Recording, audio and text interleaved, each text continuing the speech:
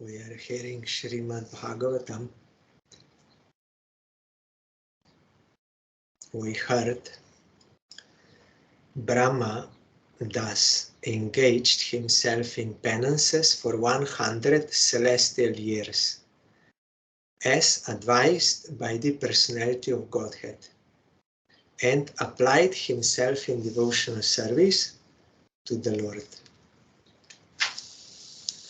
We should be under the guidance of Supreme Lord and his pure devotees, then our action will be universally beneficial for everyone. Otherwise we will miss the target. So here Brahma showed this. He's our original guru. He got directly knowledge from Supreme Lord.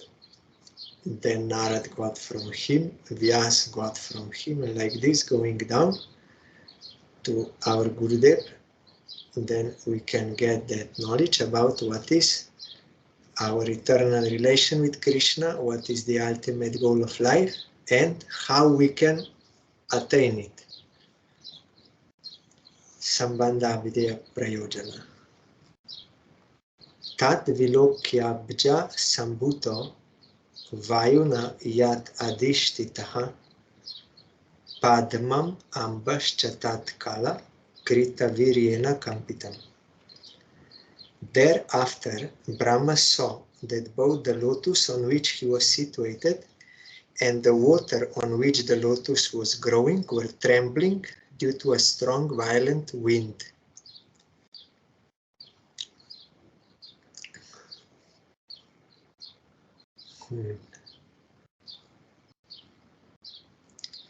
Here, Swami Maharaj is giving very nice commentary.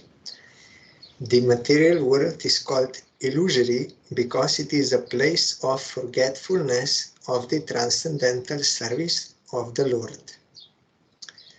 Thus, one engaged in the Lord's devotional service in the material world may sometimes be very much disturbed by awkward circumstances. There is a declaration of war between the two parties, the illusory energy and the devotee, and sometimes the weak devotees fall victim to the onslaught of the powerful illusory energy.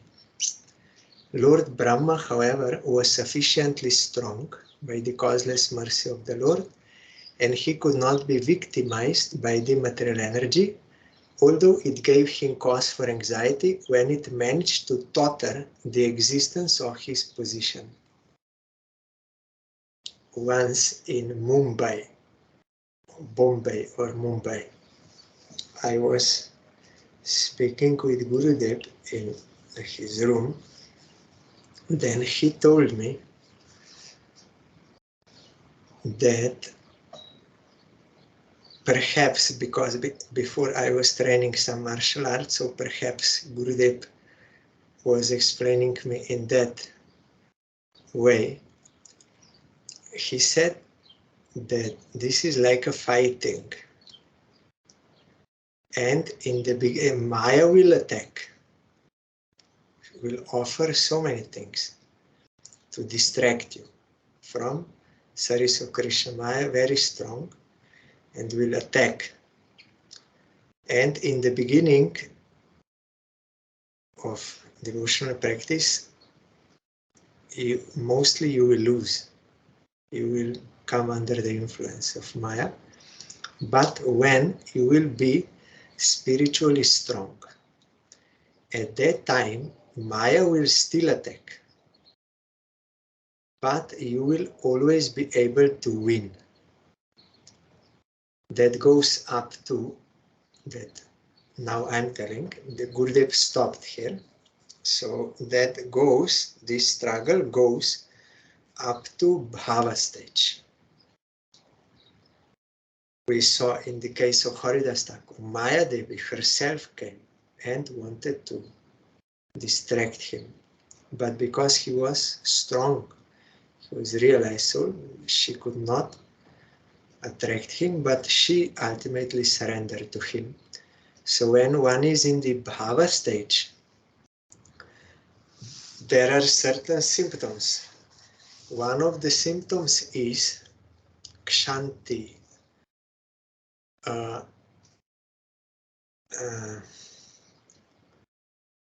Kshanti is forgiveness and tolerance, patience.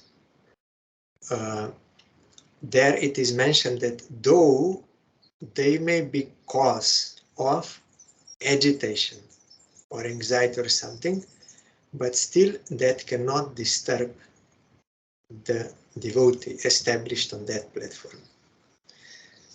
But our Brihad Bhrati Maharaj told, yes, these are the symptoms of someone who is on bhava stage. He said, but we should also see where we are, whether we are improving in getting those symptoms or qualities, percentage of it, wherever we are, whether we are advancing or not, whether we got any result or not. This we have to check. Otherwise, if we are not advancing, then we have to find out where is the mistake in our practice. And they are mentioned, and by the grace of bona fide Guru, you can also notice and detect, and then you have to correct that. Otherwise, you may be stuck in one place. Like our Gurudev gave that example. In India, a marriage ceremony, the one party, that husband's party, will go to the house of wife. So that wife's house was somewhere a little far, and you have to go with the boat. So they went on a boat, and it was already night time. So they told him, that is the place, and we have to reach there before morning, because then that ceremony will be there. Then he said, yes, it is no problem. In 2 hours I will be there. You don't worry. So then that party of husband, they were eating like this, merry making, and ultimately after that food they slept. And then the morning came, they woke up, and they saw they are in same place as they were. Then they chastised that boatman. Why? He said, I don't know why. I was rowing whole night. I put so much effort. I was rowing. I don't know why. We are in same place. Then they saw that that boatman forgot to lift the anchor. So although you may row so much, but you will not move an inch unless you remove that anchor. Like that, in devotional practice, if we are keeping this false ego, then, and watering that false ego, feeding, then we cannot move forward in devotional practice. One offense to Harinam also is there, the 10th one. In spite of someone hearing the glories of holy name, means he was initiated, but due to attachment to I and mine, he has no perseverance, no liking to chant, then that is also one kind of offense. That is why Mahaprabhu also told, Amanina manadena, you should not demand respect, any kind of respect for yourself. Because that desire comes from this ego of this world. So our Gurudev told, if we keep that false ego, we are attached and we keep, then that will be like anchor to this world. We cannot move forward. We have to lift up that anchor, because Rupa Goswami, he defined bhakti as Narad Goswami, Narad Pancharatra, but Rupa Goswami quoted in Bhakti Rasamrita Sindhu, Sarvopadi vinirmuktam tatparatena nirmalam hrishikena hrishikesha sevanam bhakti ruchate. You have to give up all worldly egos. And you have to understand that you belong to Krishna. You as a soul, you belong to Krishna because we are part of his potency. And then after getting this knowledge, then we have to engage all our senses for the master of the senses, who is Hrishikesh, Krishna. That is called bhakti. So unless we lift this anchor of false ego, then we may do so much like devotional forms, but we will not move further in devotional progress. That will be like a karma, like fruitive activity, not actually bhakti for Krishna satisfaction. That will go to our pocket, not to. There was one lady, fact there, it is a fact, in Punjab. Our Parangurudev was having program in one Sitaram temple there. He was invited. So then one lady there, after Harikatha, she asked that I am going to this temple for the last 50 years. And I am doing parikrama of the temple. I am offering flowers and bowing down and doing this all worship. But I don't feel any attachment to Sitaram. Instead, my attachment to my family members increased. Why is that? Then Parangurudev said, this is very good question and everyone should hear the answer. He said, did you at any time inquire from any sadhu who is coming here, who are you in relation to Ramachandra, Sitaram? Who are they in reality? Who are you in reality? And your mutual relation, did you at any time inquire? Then she said, no, never. Then Parangurudev explained, if we do with false ego, I am of this world, I am of my husband, I am of my children, I am of this, I am all this, with worldly egos, if we do these devotional forums, that will strengthen that attachment.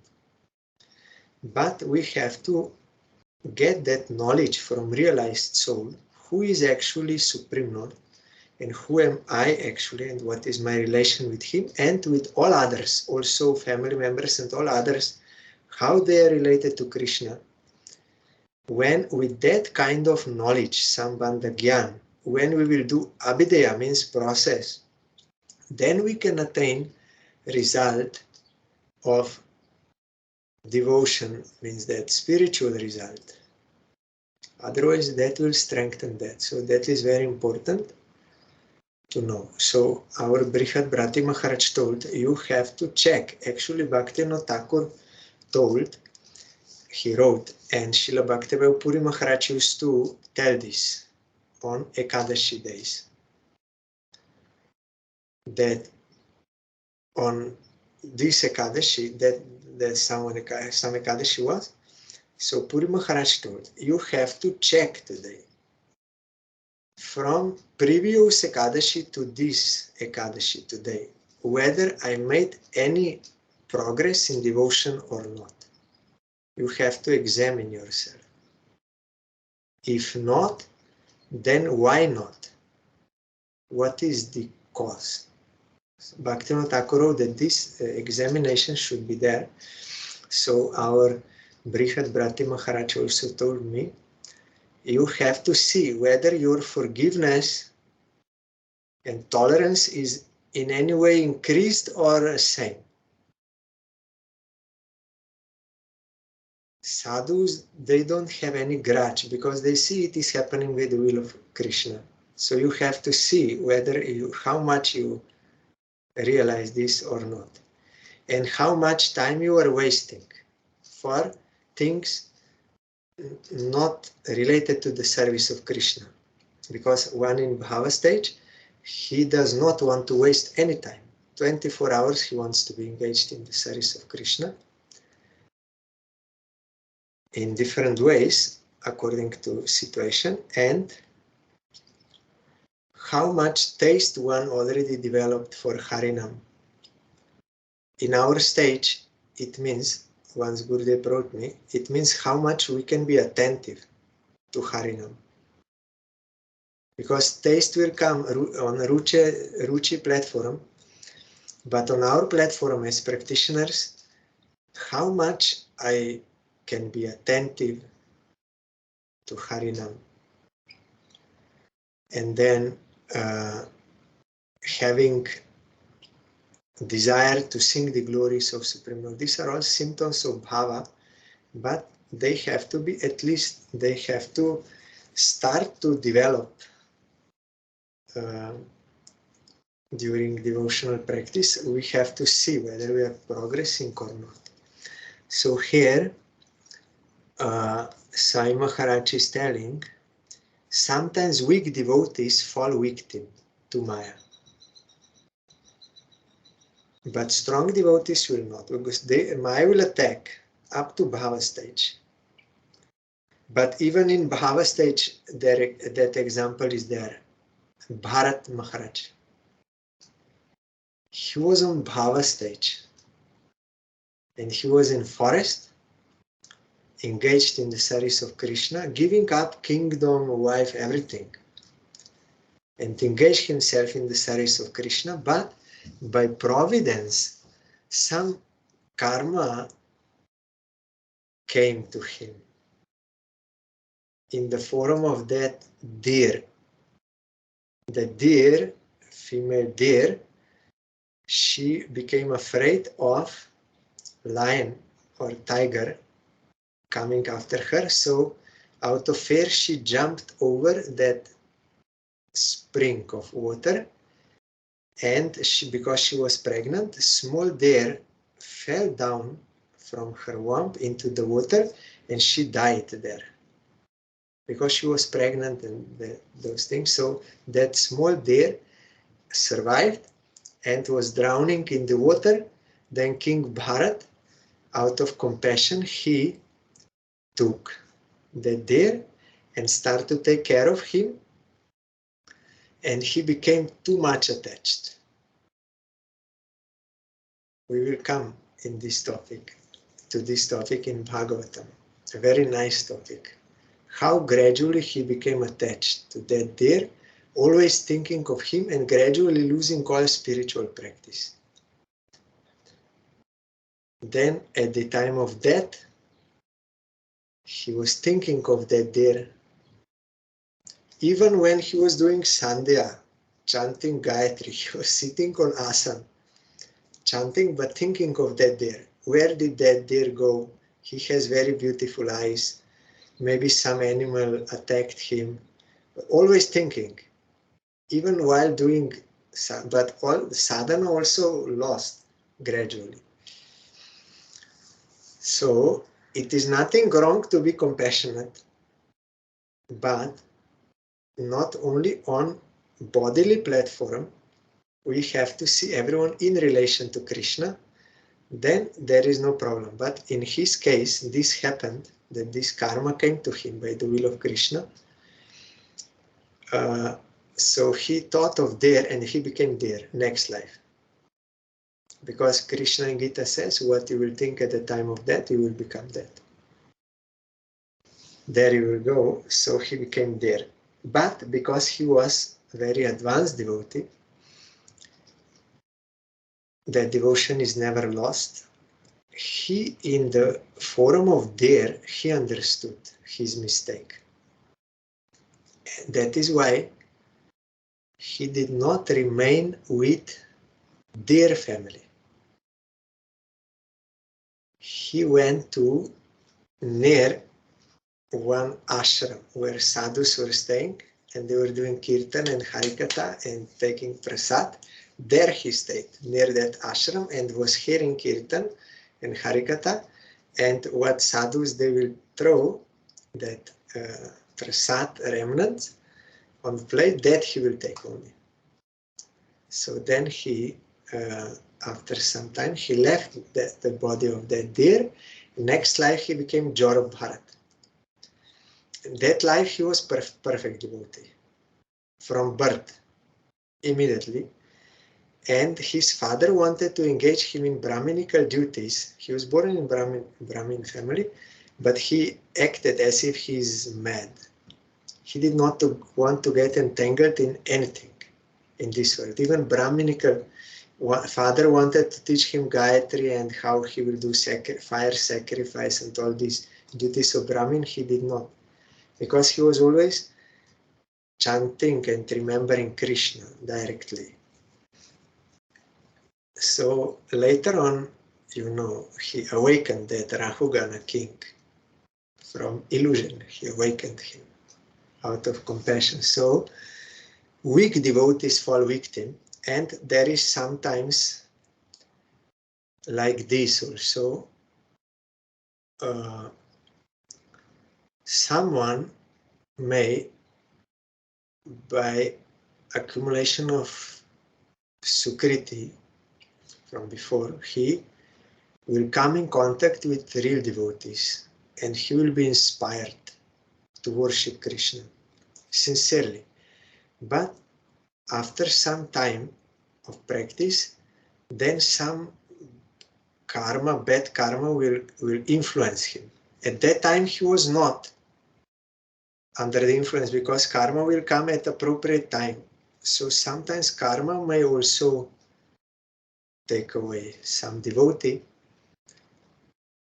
but that devotion, what he did, will never be lost. When he will again come in good wave, then from where he stopped, he will again start. So it is not always that permanently one will remain and practice, but on the long run, he will get pure devotion. There may be some ins and outs he may go, or sometimes due to committal of some offense that will also block devotion. And when he will realize that mistake and rectify, then again he will start from where he stopped, not totally from beginning. But here Brahma was sufficiently strong by the causeless mercy of the Lord, and he could not be victimized by the material energy, although being attacked. Tapasa hyedha manena vidyaya chatma sangstaya vivrida vijnana balo nyapa dvayum sahambasa. And of course, greatest factor to help us in our devotional practice, to give us encouragement, strength, good atmosphere, and guidance, is we have to remain in association of devotees. That is greatest factor, how we can progress smoothly. If we are alone, then we will have fight with our own bad habits, and also influence of environment will be there. And if we are closely associating with intimacy with non-devotees, then that will remove us from devotional practice, because they will not encourage, they will encourage other things, sinful activities. So this we have to be careful. It is impossible to have no contact with non-devotees when we are in household life or like this, but we should not intimately associate with the love with them, only as much as necessary for our livelihood, and that energy will then use for the service of Krishna. But if someone can always remain in association with devotees, either in temple, ashram, or in house, he will make such environment, then that is very good. Or someone may go to cave, but that you need some qualification. To go to cave or forest, a lonely place, that is for advanced devotees. they also have no contact with materialistic people, but internally they are having association with personal associates of Krishna and Krishna in their heart, in their meditation, transcendental meditation. For them that is possible. Generally, we have to take association of devotees either in house or in ashram. Long penance and transcendental knowledge of self-realization had matured Brahma in practical knowledge, and thus he drank the wind completely along with the water. One thing is, we may hear about Krishna, that is good, and about ourselves and all this. But when we will engage in penance, means devotional practice, then we will get practical knowledge, means realization. Like our Gurudev gave that example, that there is a difference. Someone is learning how to cook, and he's reading in book, you put milk on stove, and after 5 minutes, or there written 10 minutes, it will boil, then you have to put down. So he tried, and one time milk boiled already at 5 minutes, and it was going over, but he did not move, because there it is written 10 minutes.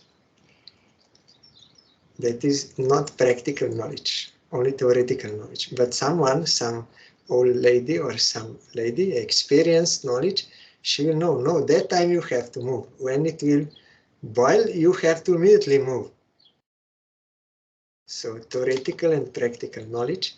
Practical knowledge we can get by devotional practice and by the grace of Krishna, that realization will come.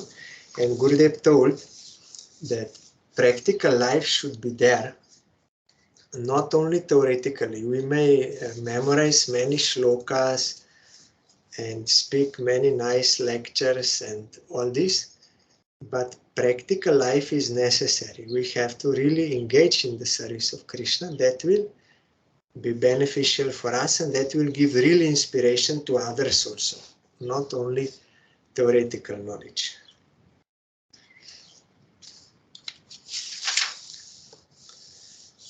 Also, it happened,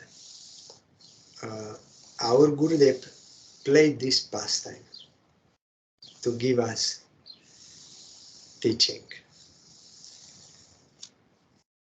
Once,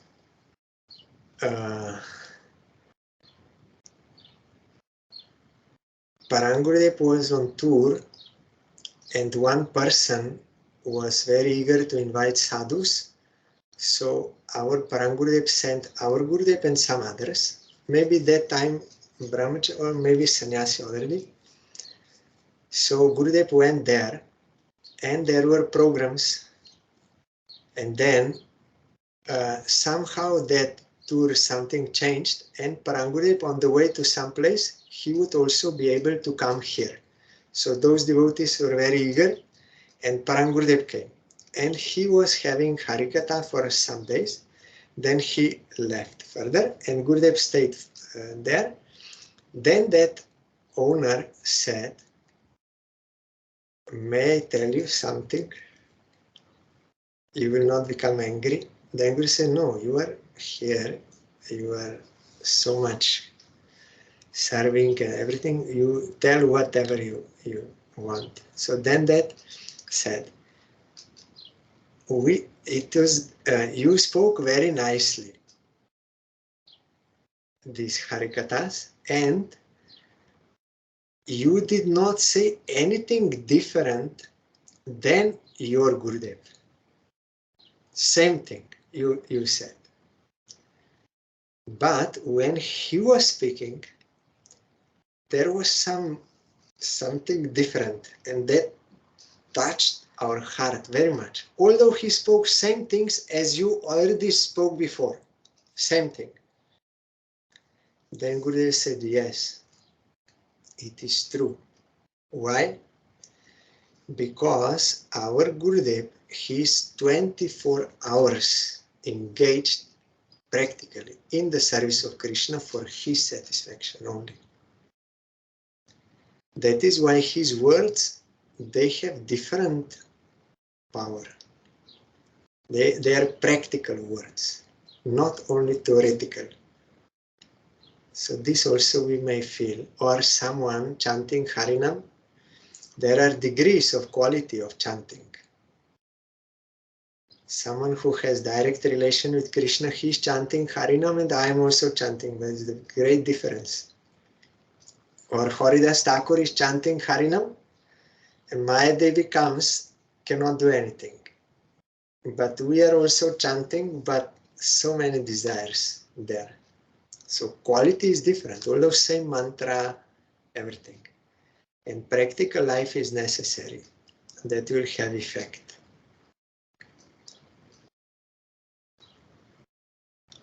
But our Parangurudev made our Gurudev his successor because he said he's a realized soul.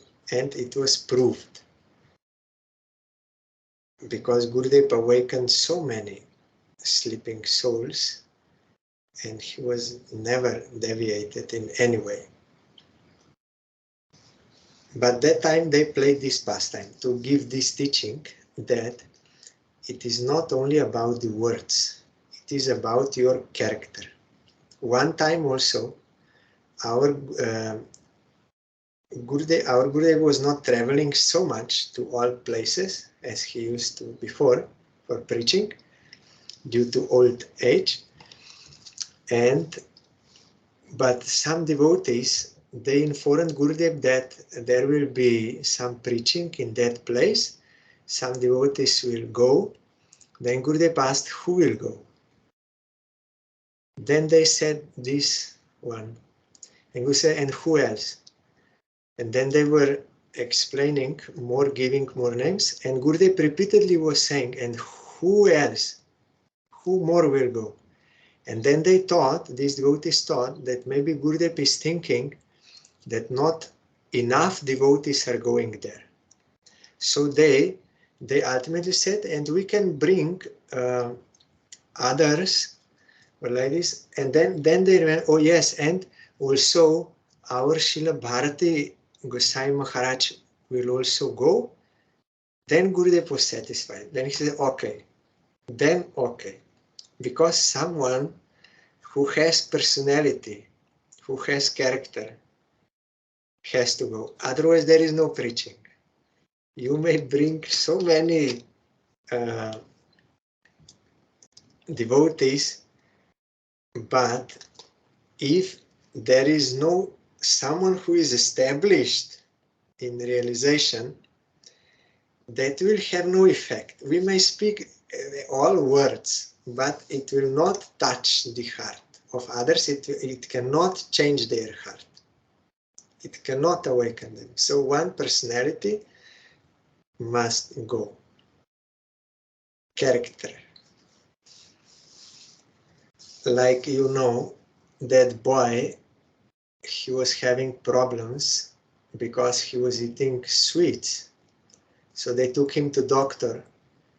And doctor said, yes, I know what is the problem, but you bring this child, I can give him treatment if you bring him after 14 days here. Then they brought him after 14 days. Then doctor said he has this problem because of eating sweets. So he has to give up eating sweets. Then the parents, they asked, why you didn't tell us this 14 days back? It is very easy sentence. Then he said, at that time, I could tell you, but it would have no effect. Why? Because I myself at that time was also eating sweets. So first I have to stop. So I took 14 days to stop, and now when I stop, now I can tell. Otherwise it will have no effect. Our Parangurudev also was telling, what you are preaching, first you have to practice yourself. Otherwise there will be no effect. So only theoretical knowledge without practical life, our Gurudev told, it will have no effect for you and for others. We may boast, we are Upanugas, we are highest, we are all these things, but we are not following the teaching of Rupa Goswami in Upadeshamrita. We are not controlling our senses, engaging them in the service of Krishna. We are not giving up those mistakes which are unfavorable for devotion, overeating, prajalpa, unnecessary talk, over collecting, associating with all these things we are doing. No practical life, but we are boasting. We are greatest because we are Upanugas. So that will have no beneficial effect for myself nor for others. So this we have to understand. So Brahma matured in practical knowledge. Tat vilokya vyad vyapi pushkaram yat adishtitam anena lokan praklinan kalpitasmiti achintayat. Thereafter he saw that the lotus on which he was situated was spread throughout the universe, and he contemplated how to create all the planets which were previously merged in that very same lotus. Padma kosham tadavishya bhagavat karma choditaha ekam vyabhankshit urudha trida bhavya dvi saptadha. Thus engaged in the service of the Supreme Personality of Godhead, Lord Brahma entered into the whirl of the lotus, and as it spread all over the universe, he divided it into 3 divisions of worlds and later into 14 divisions.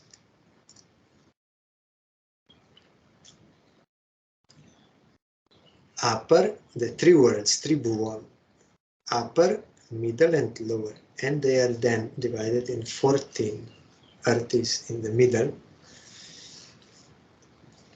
One time, one sannyasi, he came with some devotees to take darshan of our Gurudev in Govardhan. I was also sitting there. Those other devotees, they were not his disciples of that sannyasi, but there. So one of them told to Gurudev, he is this is his name, and he's now preaching everywhere in the world. Then Gurudev said, name is good,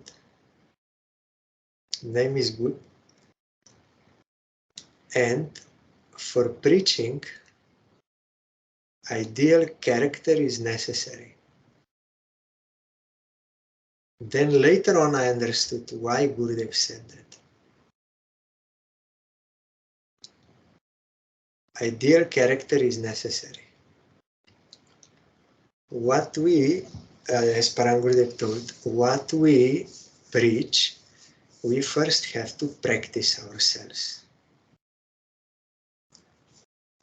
So, and that sannyasi did not object this. He remained silent when Gurudev said, in the sense of like admitting. And so that is practical knowledge or ideal character, personality. Then that will have effect, not only words.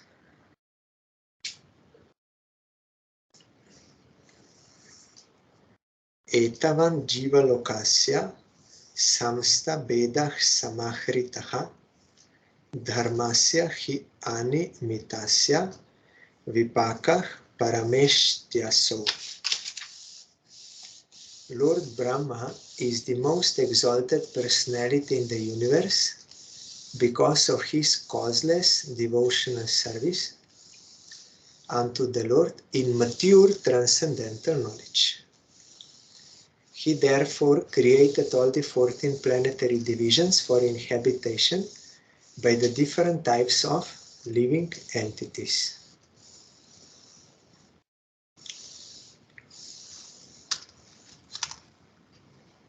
Vidur Uvach Yatha tha bahurpasya harer adbhuta karmana kalakyam lakshanam brahman yatha varnaya nah prabho. Vidur inquired from Maitreya, O my Lord, O greatly learned sage, kindly describe eternal time, which is another form of the Supreme Lord, the wonderful actor. What are the symptoms of that eternal time? Please describe them to us in detail. Maitreya Uvach Guna Vyati Kara Karo Nirvishesho Pratishtitaha Purushastat Upadanam Atmanam Lilaya Srijat. Maitreya said, eternal time is the primeval source of the interactions of the three modes of material nature. It is unchangeable and limitless, and it works as the instrument of the Supreme Personality of Godhead for his pastimes in the material creation.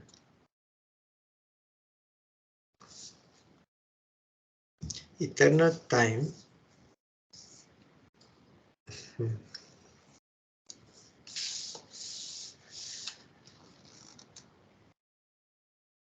when creation will start, then it will come out.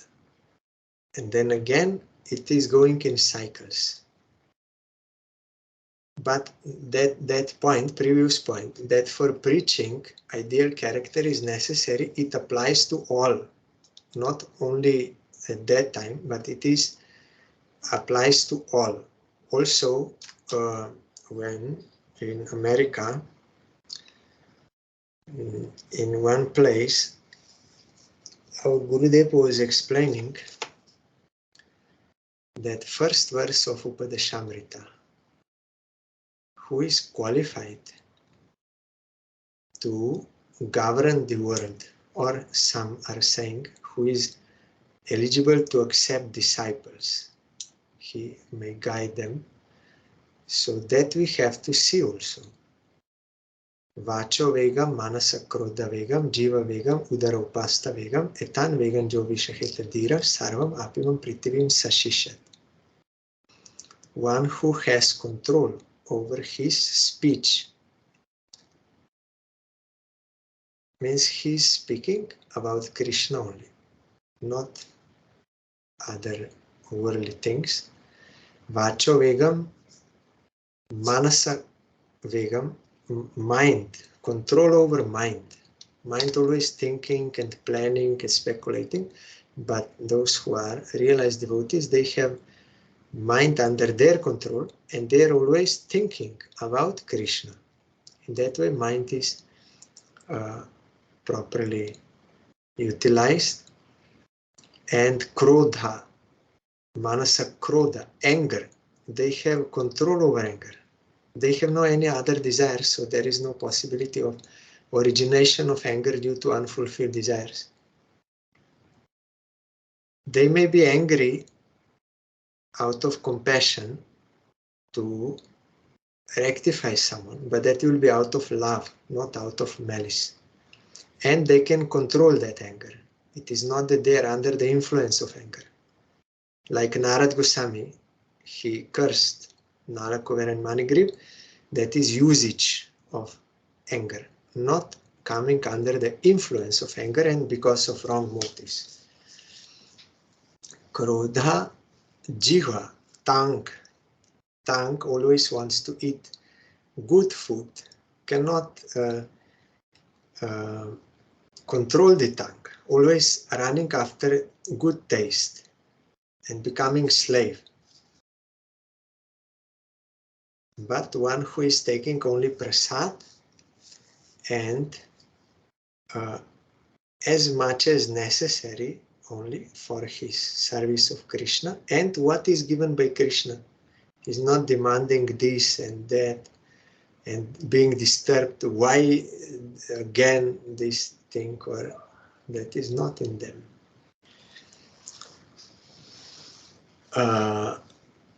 Jiva Vegam, Udar, belly, wants to take more than necessary, overeating.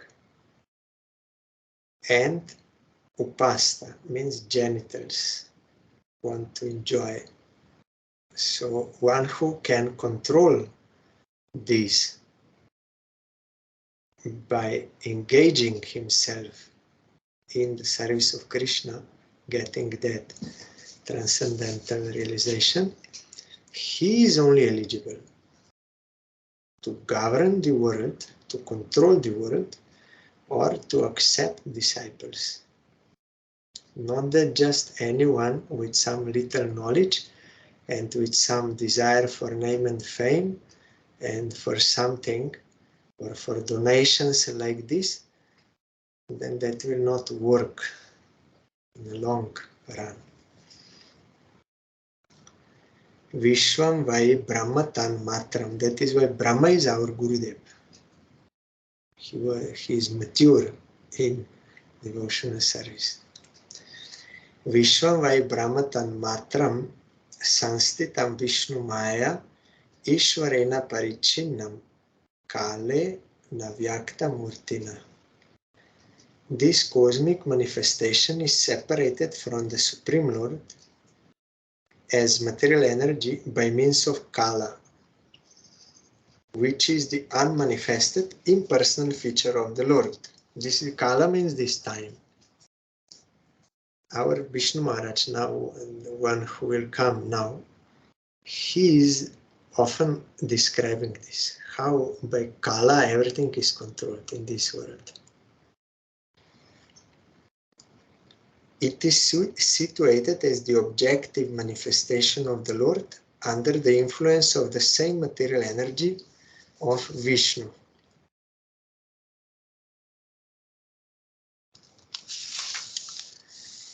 Yathe danim tathagre cha paschat apyeta tidrisham. This cosmic manifestation as it is now, it was the same in the past, and it will continue in the same way in the future.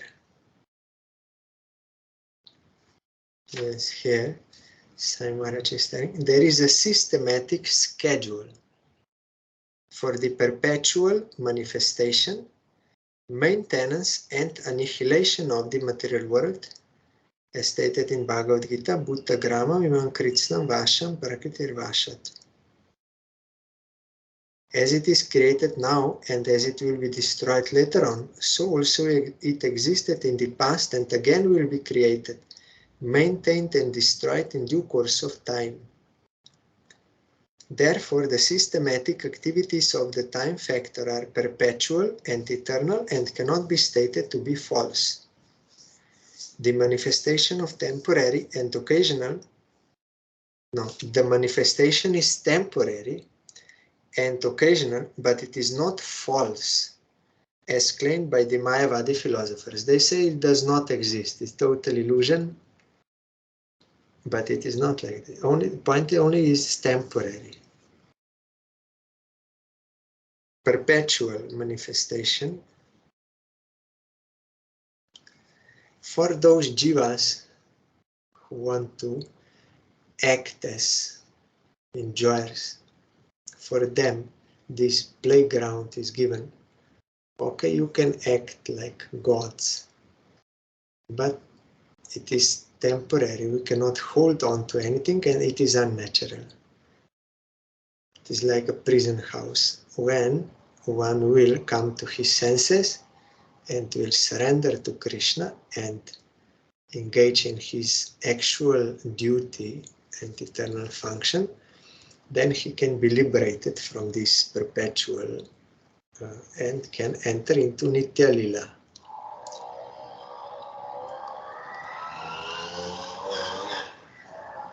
Sargo nava vidhastasya prakrito vaikritastuya kala dravya gunair asya trivida prati sankrama. There are 9 different kinds of creations besides the one which naturally occurs due to the interactions of the modes. There are 3 kinds of annihilations due to eternal time, the material elements, and the quality of one's work.